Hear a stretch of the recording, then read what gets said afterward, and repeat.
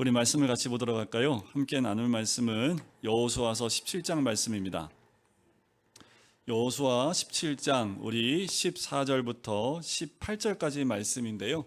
우리 몇 절 안 되니까 같이 읽도록 할까요? 우리 14절부터 18절까지 말씀입니다. 우리 같이 읽겠습니다. 시작. 요셉 자손이 여호수아에게 말하여 이르되 여호와께서 지금까지 내게 복을 주심으로 내가 큰 민족이 되었거늘 당신이 나의 기업을 위하여 한 제비 한 분깃으로만 내게 주심은 어찌함이니까 하니 여호수아가 그들에게 이르되 내가 큰 민족이 되므로 에브라임 산지가 내게 너무 좁을진대 브리스 족속과 르바임 족속의 땅 살림에 올라가서 스스로 개척하라 하니라.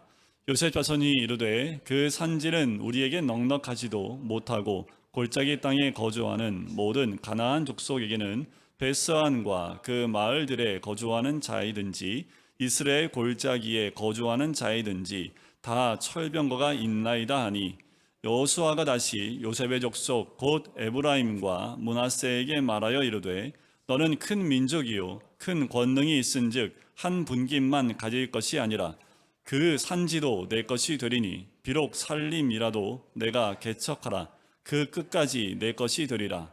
가나안 족속이 비록 철병거를 가졌고 강할지라도 내가 능히 그를 쫓아내리라 하였더라. 아멘. 주님의 풍성하신 은혜가 예배하는 여러분들 모두에게 충만히 임하시길 주의 이름으로 간절히 축원드립니다. 더 어려울 때일수록 우리 자신의 믿음을 점검해야겠지요. 하나님께서 아무리 은혜를 주셔도 믿음이 없으면 누리지 못하기 때문에 그렇습니다. 우리가 편안할 때는 그 믿음이 잘 드러나지 않아요. 어려움이 닥쳐봐야 비로소 우리 믿음이 드러나게 되는 거지요. 오늘 본문의 말씀에 그 믿음이 잘 드러나 있습니다. 자, 오늘 본문 말씀을 준비하고 계속 읽으면서 일부 예배도 드리면서 어렵다 라는 좀 생각이 듭니다. 왜냐하면 오늘 본문 가지고만 말씀할 수 없고요. 창세기에 있는 유다와 또 요셉의 사건들을 함께 나눠야 되기 때문에 여러분들 좀 생각을 많이 좀 떠올리셔야 합니다. 그래서 창세기의 요셉의 사건들 또 유다의 사건들을 함께 보면서 오늘 말씀을 함께 나누려고 합니다. 가나안 땅에 들어가서 이제 이스라엘 백성이 가나안 성을 다 점령을 했지요. 또 많은 것을 획득도 했습니다. 그리고 드디어 13장부터 땅을 분배하기 시작을 했습니다. 이제 안식을 위해서 땅을 분배하는 것이 참 중요한데, 그래서 이렇게 지면을 하대해서요 분배를 하는 분들, 우리한테 이게 무슨 내용인지 그 성들의 이름이 나오고 또 한 번도 들어보지 못한 그 이름들을 쭉 나열하는데 이것이 왜 이렇게 적어놨을까? 그런데 그만큼 이 기업 분배가 굉장히 중요하기 때문에 그렇습니다. 요단을 건너기 전에 이미 요단 동편에서 이 분배를 받은 족속이 있지요. 지파가 있습니다. 그 가운데 육적 장자인 르우벤이 있지요. 특별히 14장과 15장에서 본 것처럼 힘든 헤브론 그 산지를 요구한 갈렙과 유다 족속이 있습니다. 그리고 이스라엘의 실질적인 장자라고 할 수 있는 요셉 지파의 땅 분배가 16장과 17장에 등장을 해요. 근데 뜻밖입니다. 왜냐하면 두 지파로 들어왔는데 한 분깃만 준다고 이 요셉 지파가 불평 아닌 불평을 해요. 그 불평의 가장 엑기스가 14절 끝부분에 나오지요. 뭐라고 나옵니까? 어찌함이니까 라는 거예요. 이들이 여호수아가 주는 것을 받을 때 그래도 요셉 지파인데 이들이 이렇게까지 불평을 할 수 있을까? 이렇게 요셉 지파가 왜 불평이 나왔을까라는 거지요. 요셉 지파를 보면서 우리가 요셉을 좀 볼 필요가 있습니다. 요셉은 어떤 사람이었던가요? 태생이 잘난 사람, 믿음이 좋은 사람이었을까요? 그렇지 않지요. 그는 조강지처가 아닌 둘째 부인에게서 난 11번째 아들입니다. 하나님의 은혜를 받을 만한 자격이 있어서 받은 사람이 아니라는 거예요. 그런데 오늘 에브라임과 므낫세 두 지파의 분깃을 받습니다. 그것도 이들이 받은 땅은 좀 비옥한 곳입니다. 특별히 므낫세 반지파는 동평 땅에 광활한 땅, 굉장히 좋은 땅을 이미 받았지요. 비교할 수 없이 많은 땅을 받았다고 할 수 있는데 누구 때문에 이만큼 받았을까라는 거예요. 이걸 묵상하면서 요셉의 공로 때문이 아닐까라는 생각이 듭니다. 애굽 총리로 있을 때 가족을 다 살렸던 그 요셉, 그 형제를 살렸던 요셉의 공로를 하나님이 결코 잊지 아니하시고 후손들에게 복을 주시는 거지요. 우리에게 아무 공로 없이 구원의 선물을 주시지만 하나님은 우리의 수고와 헌신을 또한 잊지 않으시는 분인 줄 믿습니다. 요셉에게 실질적인 장자의 축복을 허락하신 것처럼 우리 모두에게도 하나님의 자녀가 되는 복을 주셨지요. 그리고 하나님 나라의 기업을 우리 모두가 받는 줄 믿습니다. 우리가 무엇을 했기 때문에요? 아니요. 이것은 하나님 주신 놀라운 복이고 하나님의 주권적인 선택이지요. 여러분들, 그럼에도 불구하고 믿음의 가족, 또 믿음의 조상은 축복 중의 축복입니다. 그런데 누누이 말씀드리지만 그런 가정에서 태어나지 않은 저는 그것이 얼마나 큰 축복인지, 참 제가 신앙생활하면서 초반기에 제가 예수님 만나고 초반 신앙생활할 때 그렇게 그게 부러웠습니다. 전에도 말씀드렸지만 저희 부모님 오늘 안 오셔서 편하게 말씀을 드릴 수 있는데 교회를 그렇게 못 나가게 했습니다. 저는 또 거짓말하고 교회 가고 이런 날들을 한 2, 3년 동안 하면서 참 목사들이 너무 부러웠어요. 왜냐면 목사들은 교회에 있으면 칭찬받잖아요. 목사들이 교회 밖에 있으면 오히려 뭐라고 책망 듣고 교회에 있으면 너무 칭찬을 받는데 저는 그게 너무 부러웠던 거예요. 그래서 제가 항상 볼 때 야, 목사들은 참 복받은 직업이다 라고 할 정도로 축복 중에 축복받은 것이라 생각을 했는데, 제가 지나오면서 좀 깨달은 건 뭐냐면 첫대 신앙도 놀라운 복이다라는 것을 깨달았습니다. 여러분들, 첫 신앙, 처음 신앙을 갖는 당대 신앙인들 가운데 멋진 은사를 가진 분들이 참 많더라고요. 근데 그게 재밌는 장경동 목사님도 이 첫대 신앙이더라고요. 또 이동원 목사님도 당대 신앙입니다. 어렸을 때는 그것이 너무 부러웠지만 신앙생활하면서 그 축복도 복이고 당대 신앙도 더 큰 복이다라는 것을 저는 고백하며 또 믿음으로 바라보게 됐습니다. 그런데 한 가지는요, 모태신앙은 이 축복을 누리려면 난 모태에서 벗어나지 못하면 그 복을 못 누려요. 진짜 모태신앙은 너무 큰 축복인데 늘 입에 달고 있는 게 난 못해, 나 그거 안 해, 못해, 이런 것들이 입에 달려 있으니까 여기서 벗어날 때 하나님이 준비하신 복이 있음에도 그 복을 누리지 못하는 것 아닌가라는 생각이 듭니다. 요셉의 공로로 인해서 이 후손들이 축복받은 것을 볼 때 믿음의 조상을 가진 축복 강조해도 지나침이 없지요. 여러분들, 오늘 감사하셔야 합니다. 부모님이 예수님 믿고 믿음의 가정이라면 특별히 다른 것보다 그 가정에서 성장한다는 것 자체로 여러분들 감사하셔야 합니다. 참으로 믿음의 조상은 축복의 통로이기 때문에 그래요. 함부로 간과해서도 안 될 부분이기도 하지요. 자, 우리가 14장에 보면 또 하나의 팁, 오늘 17장을 보지만 16장에도 분배가 나와요. 그런데 여러분들, 요셉의 두 아들 아시지요? 므낫세와 에브라임입니다. 누가 첫째인 줄 아세요?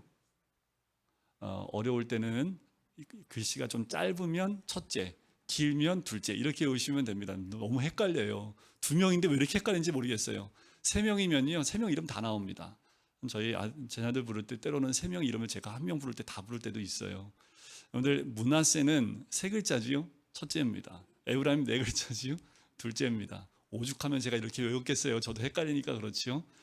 그러면 여러분들, 이런 분배 기업을 할 때 누구부터 분배를 하는 게 맞을까요? 그런데 우리 한국적인 사고도 보면 첫째 므낫세를 먼저 분배하는 것이 맞을 것 같은데 16장 4절과 5절에 보면 에브라임 지파부터 분배하는 것을 보게 됩니다. 세상적인 사고를 가지면 므낫세가 첫 번째 분배를 받아야 될 것 같은데, 자, 그렇지 않다라는 거지요. 야곱도 11번째 아들인 요셉에게 두 분깃의 축복을 주었고 요셉 자손 중에도 맏아들 므낫세보다 에브라임에게 먼저 주는 거지요. 자, 요셉은 총리 대신이 돼서요, 온 가족을 먹여 살렸고요, 자신을 팔아먹은 형제들을 다 용서했고요, 평생 그렇게 의롭게 살았습니다. 자, 그런 요셉에게 야곱이 그 아들들을 데려오라고 합니다. 내가 너에게 두 분깃을 주겠다고 하면서 당시 장자에게 오른손을, 차자에게는 왼손으로 축복하는 것이 관례입니다. 그래서 아마 야곱이 눈이 어두웠던 것 같아요. 그래서 이 요셉이 므낫세를 이 아버지의 오른쪽에, 오른손에 있는 위치에, 그리고 둘째는 에브라임을 왼쪽 손에 있는 위치에 딱 놓습니다. 그리고 이제 축복을 하는데 야곱이 어떻게 축복하던가요? 이렇게 축복합니다. 그래서 요셉이 아버지 그리 마옵소서, 이가 맞아들이고 이가 둘째입니다 하고 손을 다시 제 위치로 옮겨 놓으려고 하니까 이 야곱이 그렇게 하지요. 나도 안다 아들아, 나도 안다. 그런데 아우가 형보다 더 큰 자가 되리라 하면서 에브라임을 앞세우게 됩니다. 성경에서 요셉이 그것을 기뻐하지 아니했다라고 기록을 하고 있어요. 아버지 야곱이 하는 일을 선한 요셉이 인정하지 못하는 거지요. 하나님의 생각이 100% 옳으신 것을 이렇게 의로웠던 요셉이 인정하지 못했던 겁니다. 왜 그럴까요? 세상의 논리입니다. 그리고 힘의 논리로 보면 동생이 받으면 안 되지요. 첫째가 먼저 받는 것이 맞다라고 생각하고 그것을 인정해야 되는데 인정할 수 없었던 겁니다. 하나님은 동생을 인정하는 것이 믿음이라고 하시는 거예요. 그것이 하나님은 인정하는 것이다 라고 말씀하는 거지요. 그런데 동생이 잘나면 형이 시기하지요. 왜 형이 잘나면 또 동생이 시기하지요. 서로의 영역이 다름에도 불구하고 서로 보면서 또 잘난 거, 잘 되는 거 보면 왠지 마음에 그것 때문에 시기와 질투가 생겨요. 그 강한 것을 이 세상의 강함으로 이기려고 하니까 유혹이 오고 시험에 드는 거지요. 형이 공부를 잘하니까 나도 공부 잘할 거야, 이런 생각으로 세상의 강함으로 이기려고 하니까 생각도 좀 비참해집니다. 그리고 유혹도 와요. 시험에 들지요. 형인 나보다 동생이 잘난 것을 어떻게 인정할 수 있을까요? 야곱의 넷째 아들인 유다처럼 육이 무너져 보면 도무지 인정할 수 없는 것도 인정할 수 있게 돼요. 여러분들, 유다는 어땠습니까? 완전히 바닥까지 내려갔던 사람이 유다입니다. 창세기 38장에 보면 그 둘째와 첫째 아들이 죽고 난 다음에 다말에게 셋째를 주지 않아서 다말이 그 아버지를 통해서 대를 이어요. 가족의 대를 잇기 위해서, 또 예수님의 계보를 잇기 위해서 수치를 무릅쓰고 자신과 동침한 것을 알았을 때 유다가 그 다말을 죽이지 않습니다. 그냥 죽여서 묻어버려도 될 텐데, 그 이야기를 없애버려도 될 텐데 유다가 어떻게 합니까? 그는 나보다 옳도다 라고 믿음으로 고백을 해버립니다. 그 말은 뭐예요? 하나님 옳습니다 라고 인정을 하는 거지요. 그런데 요셉은 어때요? 야곱을 인정하지 않습니다. 의로운 삶을 살았던 요셉에게는 아버지의 그 모습이 옳아 보이지 않았다라는 거지요. 아버지가 틀렸고 내 생각을 옳다라고 내세우는 겁니다. 하나님의 옳으심을 인정한 유다와 그렇지 못한 요셉은 비교가 되지 않게 됩니다. 요셉이 끝까지 선해 보였지만 마지막에 하나님의 주권보다 자기 생각을 주장했기에 결정적일 때 하나님의 홀이 유다에게로 넘어가지요. 그래서 창세기 49장에 보면 예수님의 계보가 요셉이 아닌 유다에게로 넘어가는 것을 보게 돼요. 그런데 우리가 아무리 봐도 유다보다는 요셉이 나은 것 같은데 왜 요셉 지파에 그 계보가 흐르지 않고 왜 유다 지파, 그것도 며느리를 통해서 대를 이은 유다 지파에게서 예수의 계보가 흘렀을까? 그 이유는 여기에 있습니다. 요셉의 후손은 두고두고 유다를 넘어서지 못해요. 그래서 어떻게 된 줄 아십니까? 나중에 이 요셉 지파가 유다 지파를 그렇게 괴롭혀요. 나중에 성경 이야기를 보면 북이스라엘과 남유다로 나눠지게 되지요. 북이스라엘 대표가 요셉 지파들입니다. 남유다의 지파는 유다 지파지요. 그런데 끝까지 이 북이스라엘이 남유다를 괴롭히는 사건이 계속 등장한 것을 보게 돼요.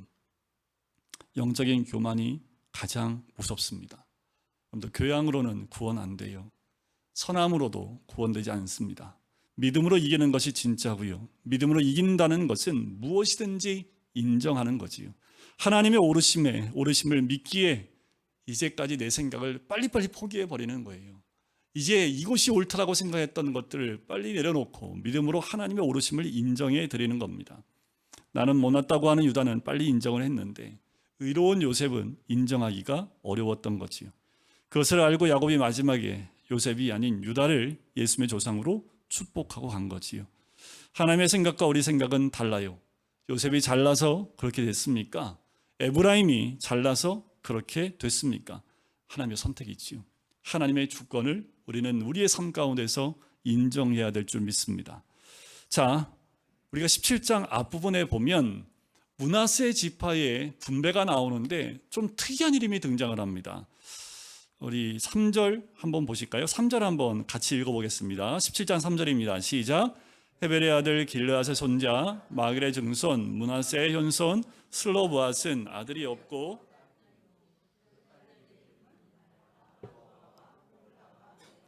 디르사라. 자, 므낫세 반지파가 동편을 받았습니다. 이제 약속의 땅 와서 이제 반을 기업으로 받는데 그 기업을 받는 사람의 이름이 등장을 하지요. 그런데 웬걸요, 므낫세의 여러 이름이 높은 사람들이 굉장히 많을 텐데 누가 나와요?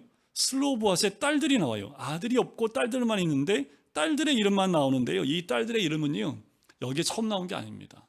이미 민수기, 신명기, 여호수아에 계속 등장을 해요.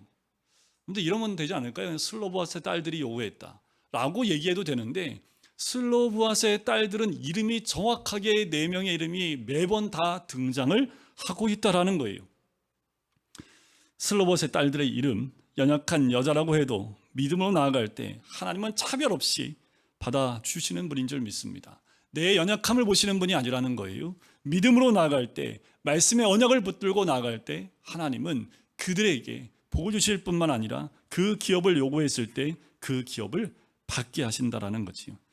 그러나 지금 당장 이들이 받는 것은 이미 수복하고 다 땅을 자기 것으로 쟁취한 땅이 아니라 이들이 기업으로 받아 그 땅을 자기 땅으로 차지해야 될 땅이라는 거예요. 갈렙이 그랬듯이요. 슬로보앗의 딸들도 무조건 좋은 땅을 달라고 하는 것이 아니라 하나님이 약속하신 그 땅을 달라고 요구하고 있는 거지요.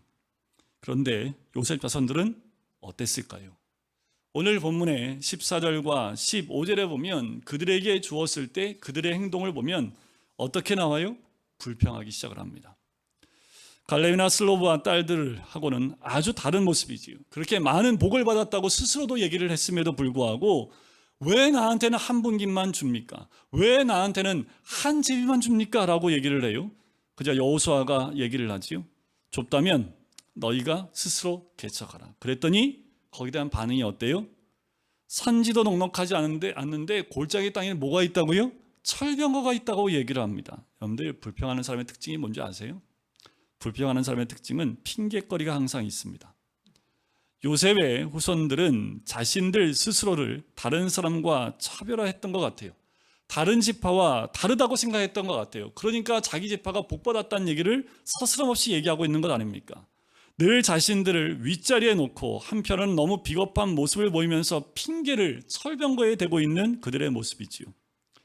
지금 요셉 지파의 요구는요, 영적 직분을 빙자한 육계 직분을 달라고 하는 것과 마찬가지예요.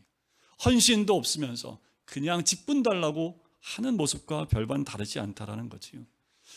요셉 지파가 좀 이상한 지파일까요? 우리는 안 그래요? 좀 저는 안 그럴까요? 이런 마음 우리에게 다 있지 않습니까? 그래도 요셉인데 그래도 요셉 지파는 그러면 안 되는 것 아닐까요? 그렇게 많은 복을 받았는데도 불평만 하고 있다가 개척을 해서 얻으라고 했더니 철병거를 핑계대고 있지 않습니까? 갈렙을 보고도 전혀 은혜를 받지 못해요.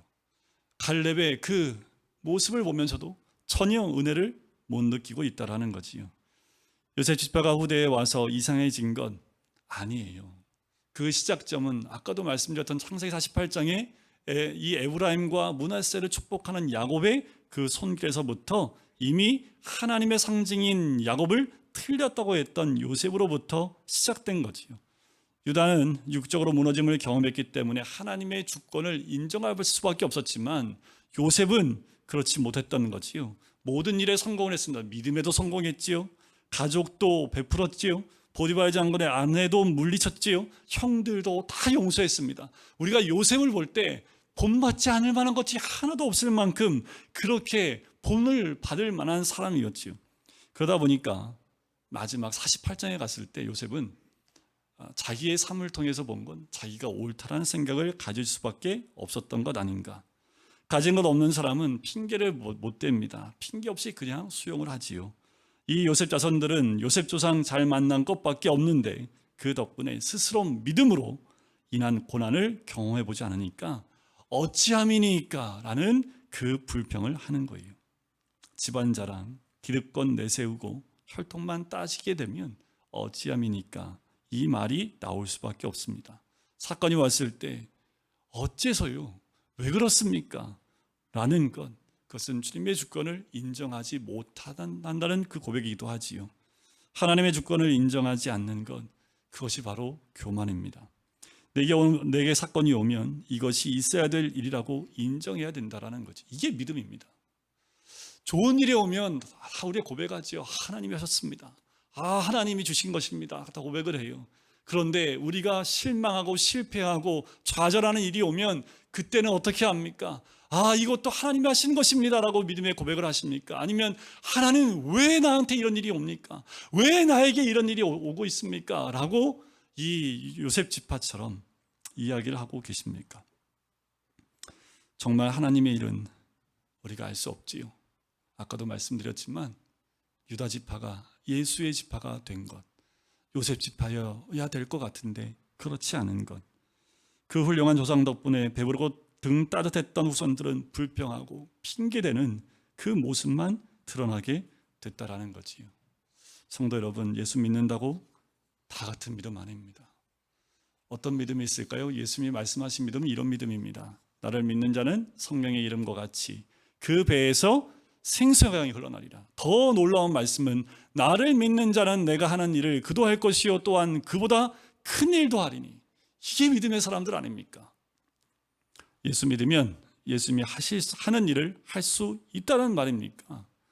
십자가의 은혜로 속죄함 얻었다고 믿는 믿음만으로 이런 역사가 일어날까요?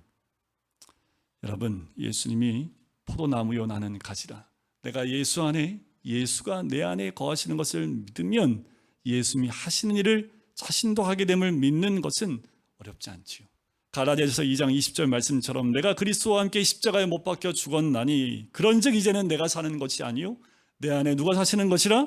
그리스도께서 사시는 것이라. 이 믿음을 가지면 생수가 폭포수처럼 터져 나오는 거지요. 믿음이라고 다 믿음일까요? 하나님 믿는, 하나님을 인정하는 12지파 다 믿고 있지만 다 똑같았을까요? 그렇지 않다라는 겁니다. 죄는 사람이 하나님 되고자 하는 것이지요. 사단은 끊임없이 우리로 하여금 하나님 될 수 있다고 쇠뇌를 시킵니다. 자기가 하나님 되려고 하는 사람들은요 되게 부지런합니다. 굉장히 열심히 합니다. 부지런한 사람의 대표가 누구라고요? 성령의 요셉을 빼면 너무 서운하지요. 요셉만큼 정말 부지런하고 정말 열심히 한 사람이 누가 있었겠습니까? 나머지 지파에 대한 분배는 간단하게 언급이 돼요. 그런데 참 놀라운 것은 이들이 철병거에 핑계를 대니까 그 다음 지파들이 다 뭐예요? 철병거 얘기를 그 짧은 분배에도 이야기하고 있는 모습을 보게 되는 거예요. 여러분들, 연약한 사람이 누굴까요? 진짜 연약한 사람이 누굴까요? 앞에 85세 갈렙이었을까요? 슬로보앗의 딸들이었을까요? 오늘 말씀의 결론을 보면 결국 연약한 자는 이 요셉 자손들이 아닙니까?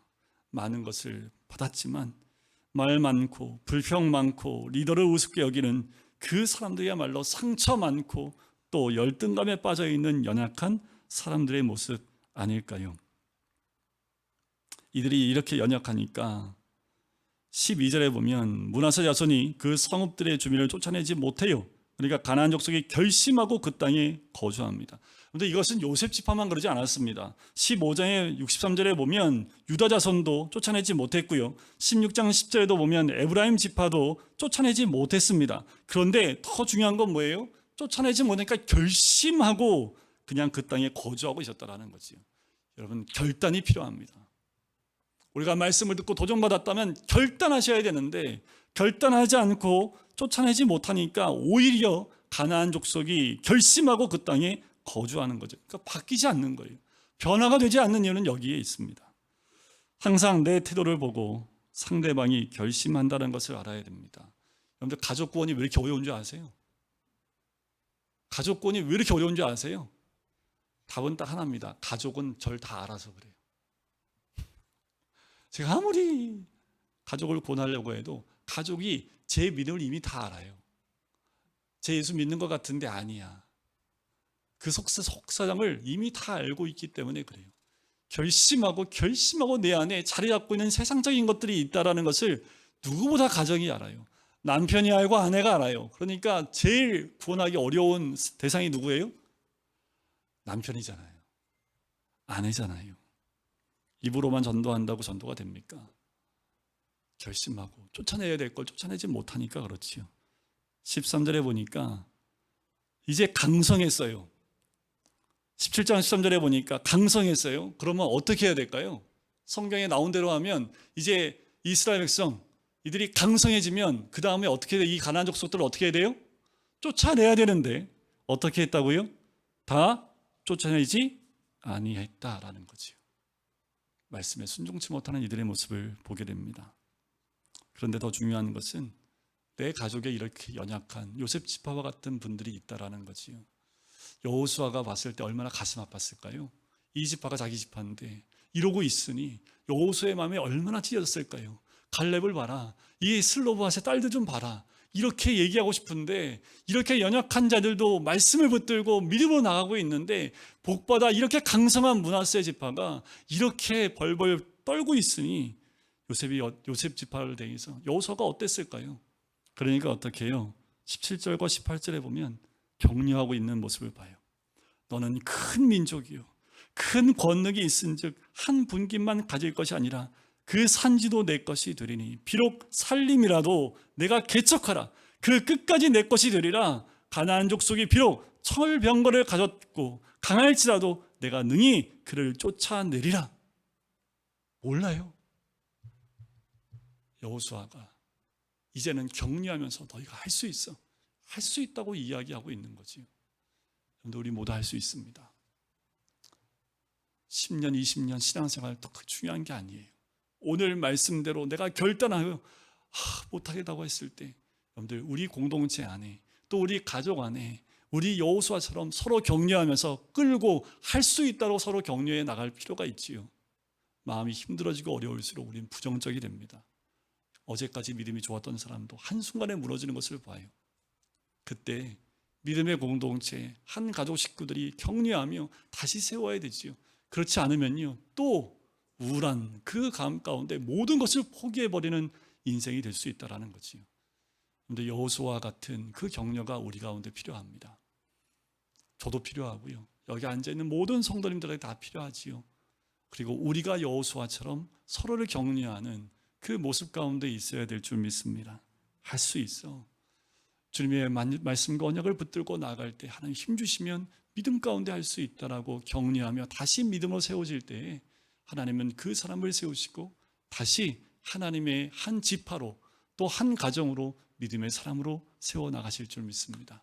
우리 모두에게 그런 믿음의 고백과 또 여호수아와 같은 격려가 우리 모든 심령 가운데 있기를 주의 이름으로 간절히 축원드립니다.